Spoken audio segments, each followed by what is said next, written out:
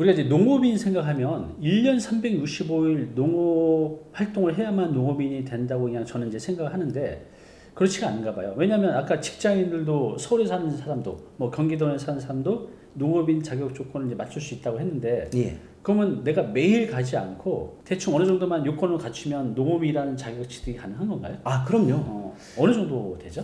일단은 농업인이라고 하는 게 꼭 지금 옛날처럼 이렇게 네. 막 논농사를 하고 내가 호미를 들고 이렇게 네. 뭘 이렇게 하는 그런 개념이 아니라 그렇게 연상이 돼야죠. 예, 그렇게 연상이 되는 건 맞는데 지금 같은 경우에는 좀 신사업이라고 해가지고 네.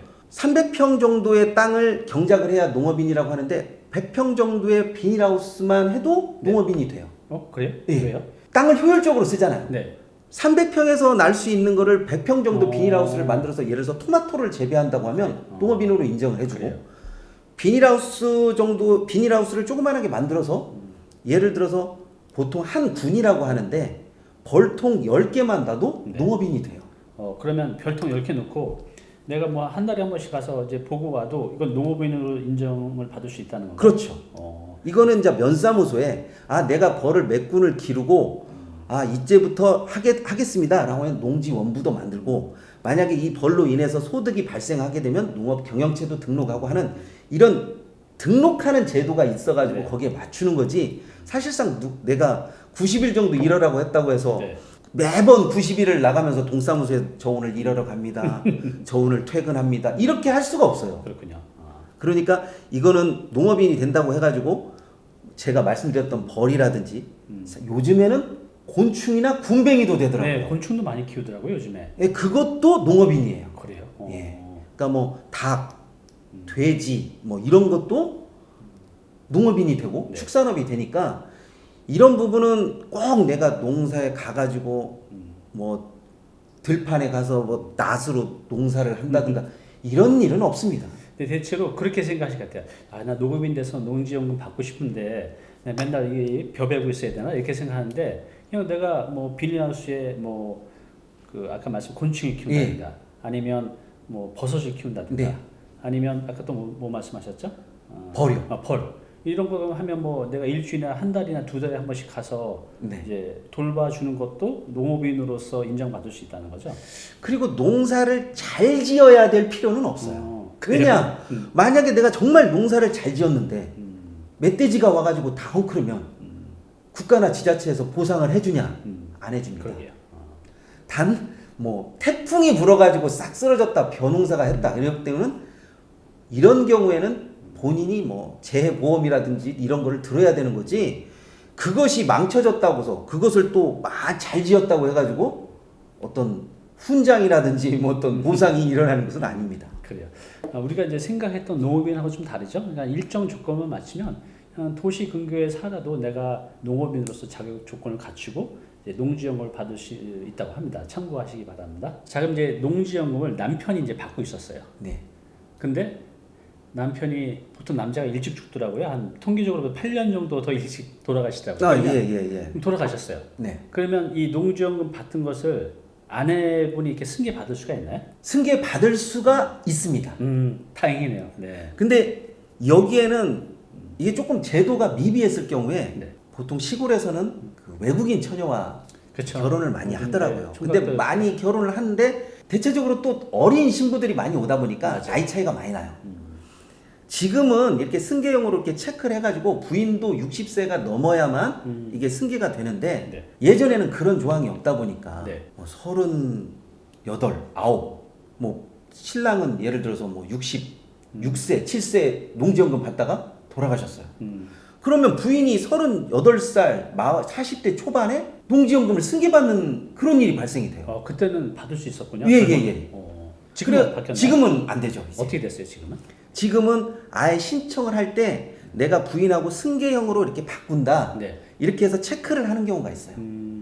근데 이제 여기에서는 한 가지 더 팁을 드리자면 네. 농지가 이 농지연금의 맥시멈이 있어요. 300만 원이 넘어가면 300만 원 이상이 돼도 농지연금을 300만 원만 줘봐. 최대치가 300만 원이에요. 예. 네. 그러니까 내가 300만 원이 넘을 것 같으면 차라리 250만 원 정도로 맞춰놓고 네. 부인도 들게끔 만들어 놓는 거죠. 그런 팁이 있군요. 그러니까 이제 사실상에 제가 아시는 분들은 농지연금에서 300만 원이 맥시멈인데 부부가 500만 원이 나왔다. 각자 해서. 예. 뭐 부부가 예를 들어서 550만 원이 나왔다. 이런 얘기도 심심치 않게 들리고 있죠. 이건 농지연금 신청할 때 담당자분들이 이렇게 오히려 각자 하시는 게 좋습니다. 이렇게 설명해 주는데 그렇게 안 하시나 봐요. 절대 그렇게 하지 않죠. 왜냐하면 그렇게 하게 되면 연금이 많이 나가는 손해를 끼치잖아요. 그러니까 권리는 내가 챙겨야 될 것 같아요. 그렇죠. 보면. 내가 챙기지 못한 권리는 누군가가 누린다가 아니라 그냥 소멸된다라고 보시면 돼요. 그래요. 또 이제 궁금한 게 요즘 먹고 살기 힘드니까 다 대출을 안 낀 분들이 거의 없더라고요. 주택도 그렇죠. 없고. 그러면 이 농업인도 내 땅에 대출을 받았어요. 그러면 대출이 받고 있는 이 상태에서 농지연금 신청이 가능한가요? 이것도 원칙적으로 얘기하면 가능합니다. 아, 가능해요. 그런데 이 원래는 농지연금 하는 토지는 사실상 대출이 없어야 돼요. 원래 이 조항도 최근에 신설된 조항이에요. 근데 근데 방금 말씀하셨다시피 농지, 내 땅, 내 건물, 또 내 집 네. 대출 없는 사람 거의 없잖아요. 그렇죠. 근데 이제 너무 많은 대출이 있으면 농지연금에서도 혹시 이것으로 인해서 무슨 소유권이 넘어간다든지 네. 경제권이 넘어갈 수가 있으니까 농지연금의 대출을 15% 내로 맞춰놔라라고 해요. 그러니까 15% 내로. 예를 들어서 만약에 농지연금의 땅이 100만 원이면 적어도 15만 원 정도 대출은 내가 인정해줄게. 그 정도까지. 그 정도까지. 이제 상환을 하든가 15% 이내로 맞춰놓고. 예, 상환해가지고 농지연금을 받아서 상환하고 이것은 이 사람의 자유인데 그래도 15% 정도 농지에 대출이 있어도 네. 내가 농지연금으로 인정해줄게. 현재는 그 정도까지는 돼 있어요. 네, 알겠습니다. 그러면 아까 그 농업인이 되려고 하면 이제 전답, 과수원 네, 이 이제 농업에도 인정이 된다고 하는데 이렇게 임야를 갖고 있는 분들 많이 있으실 것 같아요. 아, 그럼요. 그러니까 산이라고 하죠 보통. 네. 그러면 그런 분들도 이렇게 농업인 자격을 취득해서 농지연금을 받을 수 있는 방법은 없나요? 있습니다. 그래요? 보통 우리가 지목을 변경하는 것을 지목 변경이라고 하는데 네. 이 지목 변경에는 지목 변경을 할 때 내는 돈이 있어요. 돈이. 그것을 보통 전용료라고 해요. 전용료. 네. 근데 이 전용료가 임야가 비쌀까요? 아니면 밭이 비쌀까요? 저도 그냥 상식적으로는 밭이 비쌀 거라고 생각했는데 임야가 더 비싸더라고요. 예, 임야가 비싼 경우가 있는데 임야가 비싼데 만약에 전으로 바꾼다라고 하면 네. 보통 임야에서 전으로 바꿀 때 전용료를 내는데 이런 경우에는 사실상의 돈을 낼 필요가 없어요. 그래? 왜요? 왜냐하면 얘네들한테 항공사진을 3년 전 걸로 돌려서 내가 여기를 농지로 사용하고 있었다라고 하는 것이 확인이 되면 돈을 안 내도 돼요. 그래요? 그런데 일반적으로 말하면 그 사람들 같은 경우는 행정적인 처리를 하다 보니까 될 수 있으면 지목을 변경해 가지고 오십시오 라고 많이 하죠. 그때 이제 내 권리를 잘 챙기겠네요. 네. 그죠? 항공사진으로 내가 그동안 해왔던 거 예, 3년? 만약에 내가 여기다 인삼을 재배했다. 그러면 인삼을 재배했던 것을 뭐 2021년, 2020년, 2019년 계속적으로 이렇게 내가 지어왔다는 것을 네. 이렇게 해서 이 땅을 농지로 인정해달라라고 해서 적극적으로 소명을 해야 되는 거죠. 그렇군요. 그러면 우리가 이제 농지연금을 신청하려면 이 농지가 일정 규모 이상이 돼야 되잖아요. 네네. 근데 내가 돈이 없어서 이제 예를 들어서 한 50에 한 100평 구입하고 한 55세에 또 100평 구입해서 이렇게 따로따로 이렇게 모아온 걸 가지고 농지연금을 신청할 수도 있나요? 아, 그럼요. 농지연금에서 농지가 예를 들어서 10평이어도 상관이 없고 5평이어도 상관은 없어요. 그렇군요. 그런데 네. 이게 다 모여서는 네. 1000제곱미터가 되어야 돼요. 1000제곱미터 다 모아서. 예, 네. 1000제곱미터가 되어야 되는데 이 1000제곱미터를 평으로 바꾸면 네. 보통 한 300평 정도가 돼요. 300평 정도. 네. 그러니까 300평 정도는 신청을 해줘야 제가 말했지만 이 경작권을 주면 이 농지은행에서 이것을 가지고 있는 게 아니라 자영농에게 빌려줘요. 그렇죠. 네. 그러면 자영농도 300평 정도는 빌려줘야 나도 여기서 농사를 뭘 하겠다라고 하는 계획이 나오는데 그렇죠. 5평, 10평 갖고는 안 되잖아요. 근데 그것을 모아서 1000제곱미터 이상이 되면 농지연금을 신청할 수는 있죠. 다행이네요. 이제 저는 이게 그냥 하나로만 딱 일정 면적 이상이 돼야 되는 줄 알았는데 이제 모아서 네. 그 1000제곱미터 이상만 되면 농지연금 이제 신청할 수 있다는 거죠. 네네, 그렇죠. 그래요. 요즘 이제 가장 관심 많은 게 이제 부동산 투자하는 방법이 여러 가지가 있는데 경매에 대해서는 대부분 관심이 많아요. 경매. 그러면 일반인들이 경매로 농지를 취득하게 되면 그렇게 경매를 통해서 취득한 농지도 나중에 이제 농업인이 되고 농지연금을 신청할 수가 있나요?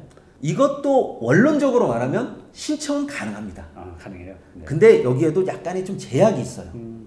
왜 그러냐면 경매로 농지를 취득한다라고 하는 것은 네. 기본적으로 사람들 생각에 저렴하게 살려고 하는 것이 우선순위 되기 때문에 그렇죠. 저렴하게 사서 농지연금에 대한 이득이 높다고 하면 모든 사람들이 경매 농지만 찾을 거예요. 그렇겠네요. 그러다 보니까 이게 경매 농지는 최소한 2년 정도는 농사를 지은 흔적이 있어야 돼요.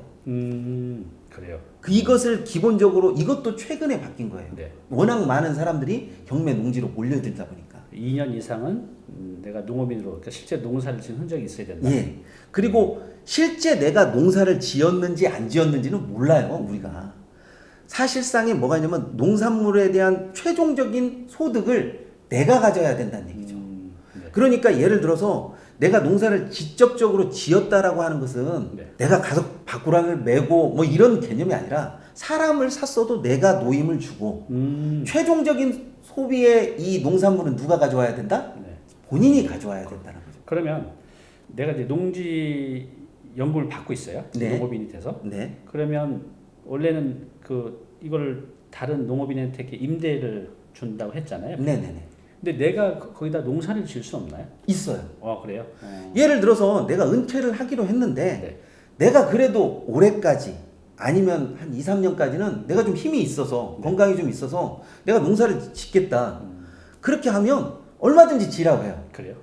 그건 지어서 거기서 나온 소득을 본인이 가져가도 돼요. 가져가 돼요? 네. 그런데 이 소득을 다른 사람들한테 넘겨준다. 예를 들어서 내가 농지연금을 받고 있는데 예를 들어서 내 조카가 여기를 농사를 짓고 있어. 네. 이것도 가능해요. 누군가가 농지로서 계속 활용을 하니까. 네. 그런데 내가 농지연금을 신청을 해서 신청을 하려고 했는데 여기다가 건물을 지을 예정이다. 이런 것은 아예 안 되죠. 그렇죠. 그런 건 안 되겠죠, 당연히. 네. 네. 그럼 이제 제가 궁금한 게요. 예.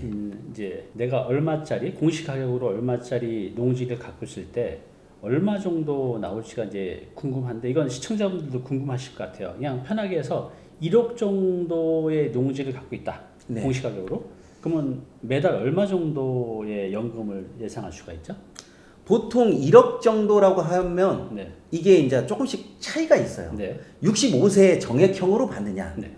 아니면 내가 70세에 즉시 인출형으로 받느냐 차이가 있는데 보통 정액형으로 해가지고 정액형으로 받는다라고 하면 65세부터 해서 돌아가시는 날까지 그래서 쭉 받는 것을 보는데 1억 정도면 보통 현재 38만 원 정도. 38만 원. 그러면 이제 뭐 1억에 38만 원 이렇게 체감적으로 많은 것 같지는 안 되는데 이건 이렇게 해야 될 것 같아요. 그러니까 내가 한 40대, 네. 50대 미리 농지를 좋은 곳에 투자를 해놓으면 내가 5천만 원 산 게 뭐 1억이 될 수 있잖아요, 충분히. 그럼요. 아니면 이제 경매를 통해서 좀 싸게 매입을 하면 내가 싸게 매입하고 또 일정 기간 5년, 10년 뒤에 내가 5천만 원 산 게 2억이 될 수도 있잖아요. 네. 그렇게 해서 어떤 농지 연금을 받기 위해서는 그런 좀 일찍 투자하고 또 뭐 경매를 활용하고 이런 방법을 써서 공시가격을 좀 높여서 내가 연금을 많이 받는 방법을 생각을 해야겠어요, 그죠? 네, 네. 그런 것들을 많이 사람들이 생각을 해요.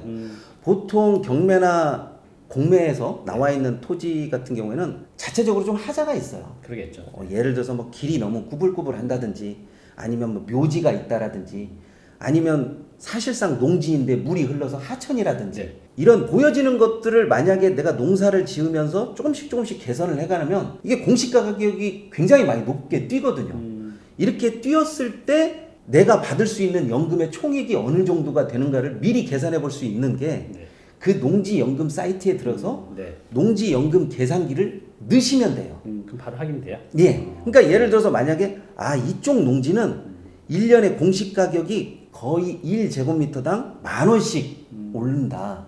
그러면 이 10,000원씩 올랐는데 내가 지금이 아니라 네. 내 나이가 예를 들어서 지금 5년 후, 10년 후 미리 그 금액을 반영을 해서 내가 받을 수 있는 연금을 그렇군요. 자기가 세팅을 하는 것이 가장 좋은 거죠.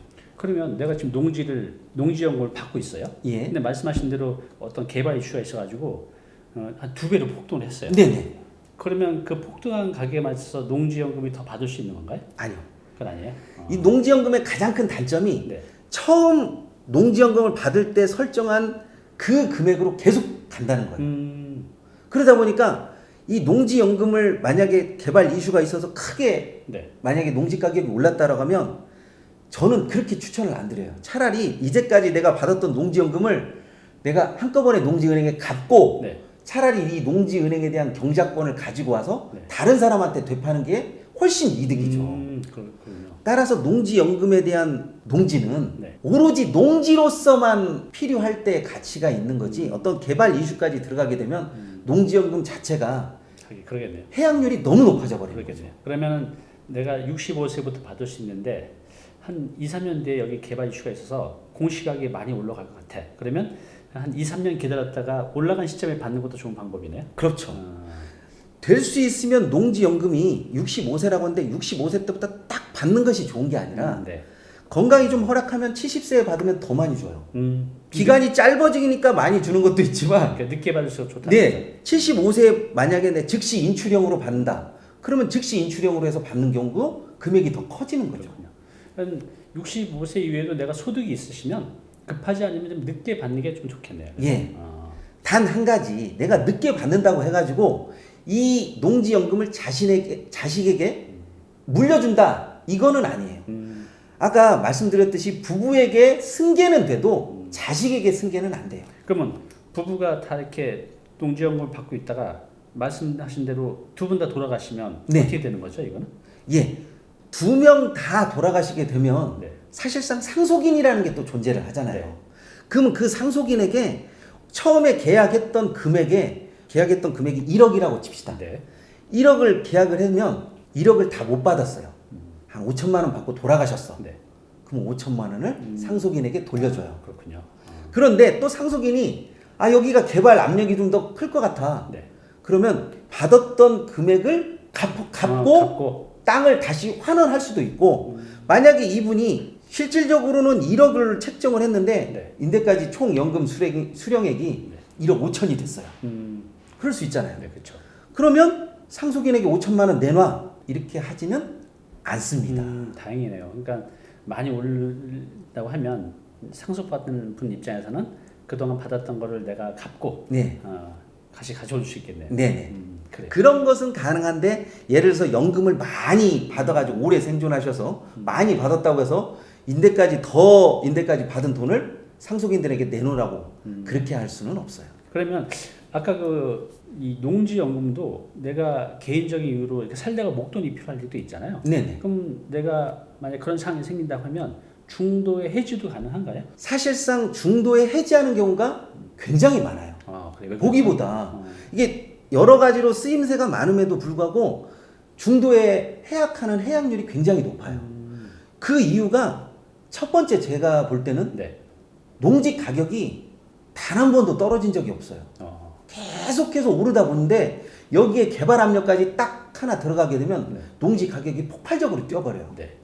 그러면 처음에 제가 말씀드렸듯이 농지 가격을 처음에 세팅하는 그 금액으로 쭉 가는데 그 금액으로 쭉 가는 것이 손해라는 느낌이 들 때가 있거든요. 네. 그러면 내가 인데까지 이 농지연금 계속적으로 받는 것보다는 받았던 농지연금 갚아버리고 이 농지를 차라리 다른 식으로 활용하는 게 훨씬 나은 때가 있거든요. 가져와서 뭐 판다든가. 예. 네.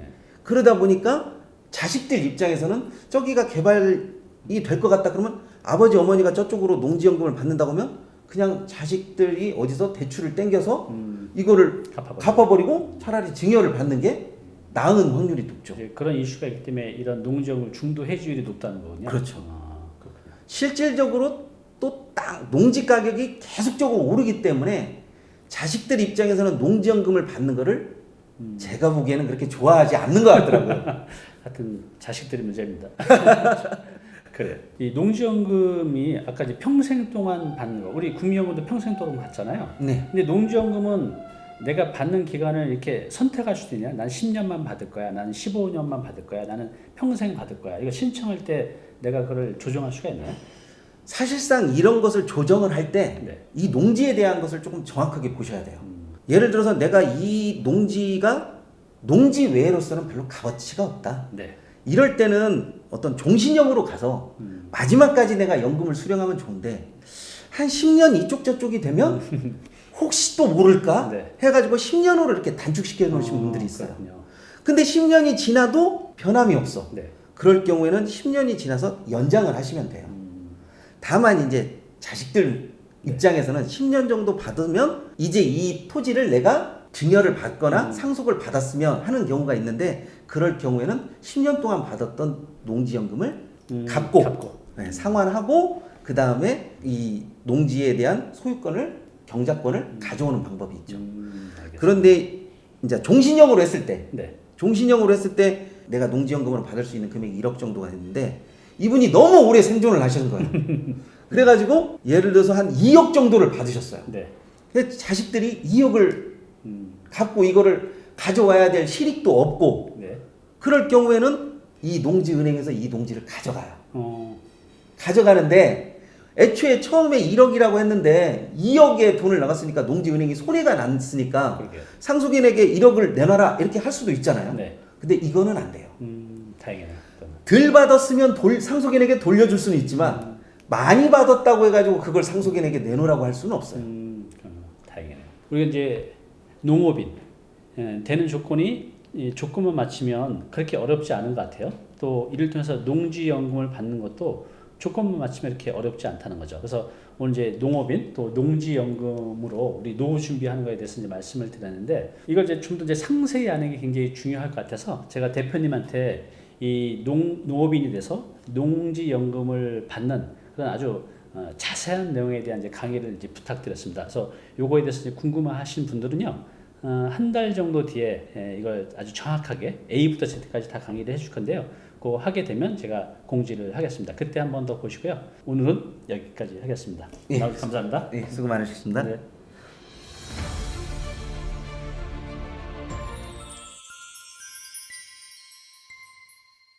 네, 오늘 정보 도움이 좀 되셨나요? 앞으로 이런 정보 계속 받아보실 분은요, 여기 구독 부탁드리고요. 그 다음에 오른쪽은 제가 추천하는 영상입니다. 꼭 한번 보시기 바랍니다.